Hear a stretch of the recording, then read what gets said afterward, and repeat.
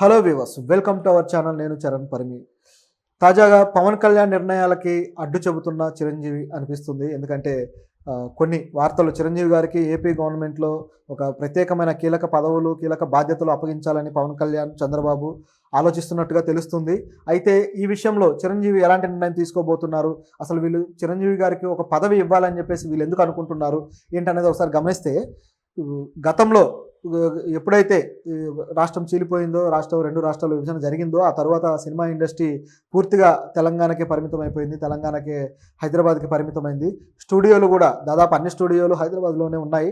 ఏపీలో కేవలం వైజాగ్లో ఒక రామానాయుడు స్టూడియో తప్ప ఇక మరేమీ లేదు. సో సినిమా షూటింగ్లకి ఏపీలో వేరు లొకేషన్స్కి వెళ్ళడం తప్పితే, అట్లా బీచ్ లొకేషన్స్ కావచ్చు వైజాగ్లో, అలాగే కొన్ని ఏరియాల్లో, కొన్ని గ్రామాల్లో లొకేషన్స్ కావచ్చు, ఇలా వెళ్ళడం తప్పితే స్టూడియోల నిర్మాణము, ఒక కన్స్ట్రక్టివ్గా సినిమా ఇండస్ట్రీ డెవలప్మెంట్ కానీ, రెగ్యులర్గా షూటింగ్స్, సినిమాలు అక్కడ జరగడం కానీ, అలాగే ఒక ఇన్ఫ్రాస్ట్రక్చర్ డెవలప్మెంట్ కానీ, అలాగే ఈ కళాకారులు టెక్నీషియన్స్ అక్కడ నుంచి, ఆ ప్రాంతం నుంచి అక్కడే ఉపాధి చూసుకోవడం కానీ, ఇలాంటివన్నీ అక్కడ జరగలేదు. సో అలాంటి అవకాశం, ఆ డెవలప్మెంట్ అనేది అక్కడ లేకుండా పోయింది గత 10 ఏళ్ళుగా చూస్తే.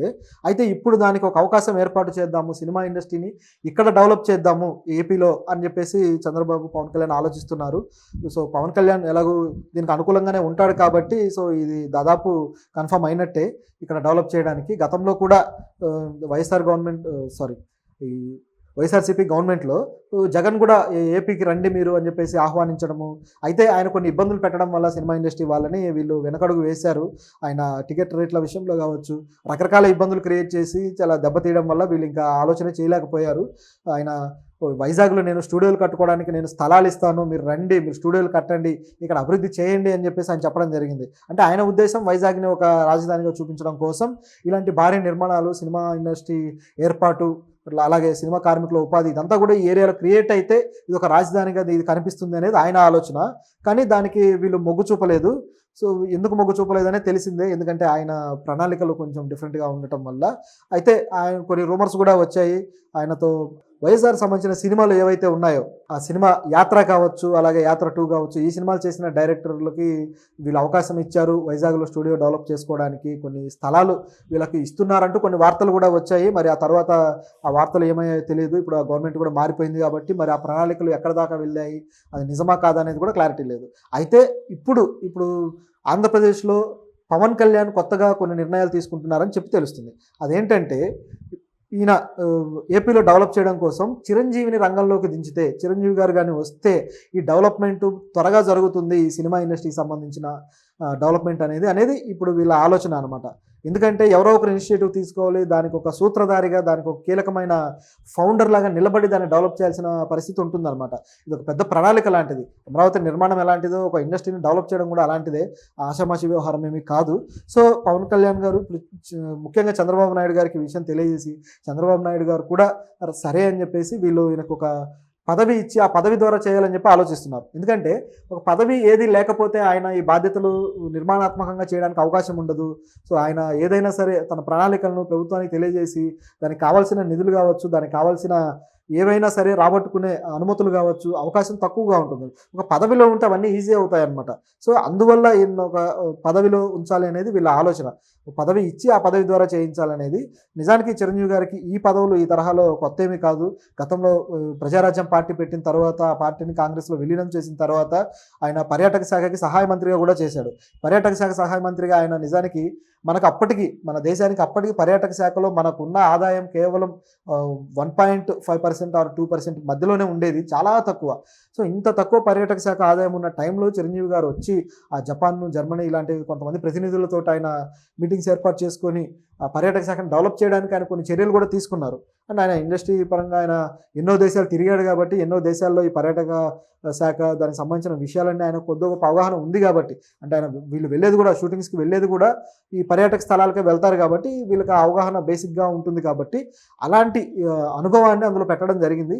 అదేవిధంగా ఇప్పుడు ఏపీలో కూడా ఇలాంటి అనుభవాన్ని ఉపయోగించే అవకాశం లేకపోలేదు. అయితే ఇక్కడ వచ్చిన సమస్య ఏంటంటే, చిరంజీవి గారు ఆయనకి ఇచ్చే పదవికి రెడీగా ఉన్నారా లేరా అనేది ఇప్పుడు ప్రశ్న. ఎందుకంటే చిరంజీవి గారు ఆల్రెడీ ఇప్పుడు ఆ పదవి అనుభవించేశారు. ఒక పార్టీకి అధినేతగా ఆయన 18 మంది ఎమ్మెల్యేలను గెలిపించుకొని కీలకమైన సభ్యుడిగా ఉన్న సందర్భం కూడా మనం చూసాము. ఇవన్నీ అయిపోయిన తర్వాత ఇప్పుడు పూర్తిగా రాజకీయాలకు దూరంగా ఇప్పుడు ఆయన ఈ సినిమా రంగంలో ఒక మళ్ళీ మెగాస్టార్‌గానే కొనసాగుతూ అద్భుతమైన సినిమాలు చేస్తున్నారు. ఇప్పుడు ఏపీలో ఆయనకి ఏదైనా పదవి ఇస్తే అది ఒకవేళ కొత్తగా కమిటీ ఏర్పాటు చేసి పదవి ఇస్తారా? లేకపోతే రాజ్యాంగబద్ధమైన పదవులు ఇస్తారా?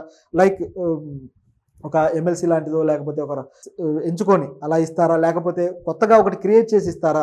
అనేది తెలీదు. ఒకవేళ ఇస్తే మరి ఆయన తీసుకుంటాడా? ఎందుకంటే ఆయన స్థాయికి ఇప్పుడు ఒక పదవి అనేది ఆయన ఏమీ ఆశిస్తున్నట్టుగా కనపడడం లేదు. ఎందుకంటే ఆయన పూర్తిగా సినిమా ఇండస్ట్రీ పరంగానే ఉన్నారు. కాకపోతే ఆయన పని చేయడానికి ఎప్పుడూ రెడీగానే ఉన్నాడు. గతంలో కూడా ఆయన ఒకసారి చెప్పడం జరిగింది. వైజాగ్‌లో వాళ్ళు స్టూడియో కట్టాలని చెప్పేసి స్టూడియో నిర్మాణానికి కొంత ఆలోచన చేసినట్టుగా ఆల్రెడీ గతంలో వార్తలొచ్చాయి. తను కూడా వైజాగ్‌లో సెటిల్ అవ్వాలనుకున్నట్టుగా ఆయన ఎన్నోసార్లు చెప్పారు కూడా. అయితే వైజాగ్‌లోనే కట్టాలని లేదు. ఆయనకు స్థలం ఎక్కడిస్తే అక్కడ కట్టుకోవచ్చు. మరి ఇప్పుడు ఆయన స్థలం ప్రతిపాదన ఏమన్నా చేస్తాడా స్టూడియో కట్టడానికి? స్టూడియో ప్రతిపాదన గాని తీసుకొని వస్తే ఆయన సొంత స్టూడియో కట్టుకునే అవకాశం ఉంది. ఆయన సొంత ఇనిషియేటివ్ తోటి. లేదు అనుకుంటే ఆయన ఒక పదవిలో కీలకమైన పదవిలో ఆయన ఉండి ఈ కార్యక్రమాలన్నీ స్టూడియోల నిర్మాణాలు కావచ్చు, అలాగే టెక్నీషియన్స్‌ని ఇక్కడ ఎలా డెవలప్ చేయాలనే విషయం కావచ్చు, అవన్నీ చూసుకునే అవకాశం ఉంది. మరి ఆయన ఏం చేస్తాడో చూడాలి. ఏపీలో సినిమా ఇండస్ట్రీ డెవలప్‌మెంట్‌కి మాత్రం ఇప్పుడు ఒక కీలకమైన స్టెప్ పడబోతుంది. ఇది అవసరం కూడా. ఎందుకంటే సినిమా ఇండస్ట్రీ అక్కడ కూడా డెవలప్ అయితే అక్కడ ఉపాధి, అక్కడ లోకల్‌గా ఉండే కళాకారులకు ఉపాధి దొరుకుతుంది. అక్కడ లోకల్‌గా ఉండే ఆహ్, కళాకారులు అలాగే టెక్నీషియన్స్ ఎవరైతే ఉన్నారో వీళ్ళకి ఉపాధి దొరుకుతుంది. ఇక్కడ దాకా రావాల్సిన అవసరం ఉండదు. అండ్ ఇప్పుడు తెలుగు ఇండస్ట్రీ 2 రాష్ట్రాల్లో ఉండటం వల్ల నష్టం కూడా ఏం లేదు. ఇప్పుడు ఏమైపోయిందంటే ఇది చేయడం వల్ల జరిగిన ఒక నష్టం కూడా గమనిస్తే ఇప్పుడు తెలంగాణలో ఇక మీకు ఇదే ఆధారం, ఇక మీరు ఇంతకు మించి లేదు అని చెప్పి సినిమా ఇండస్ట్రీ మీద ఒక బర్డెన్ క్రియేట్ చేయడము, అలాగే ఒక ప్రత్యేకంగా వీళ్ళకి ఒక ఆబ్లిగేషన్ క్రియేట్ చేసి మేము చెప్పినట్లుగా యాడ్లు చేయండి, మేము చెప్పినట్లుగా ప్రవర్తించండి, మేము చెప్పినట్లుగా బిహేవ్ చేయండి అని చెప్పేసి హుకుం జారీ చేస్తున్న ప్రభుత్వం చూస్తున్నాం మనం. కానీ ఇప్పుడు ఏపీలో అలా ఉండకపోవచ్చు. వీళ్ళకి మంచి అవకాశం కూడా దొరకవచ్చు. అంటే ఇక్కడ నుంచి తరలి వెళ్ళిపోవాలని కాదు. సో 2 చోట్ల డెవలప్ అవ్వడం వల్ల చాలా అద్భుతమైన రిజల్ట్ బాగుంటుంది.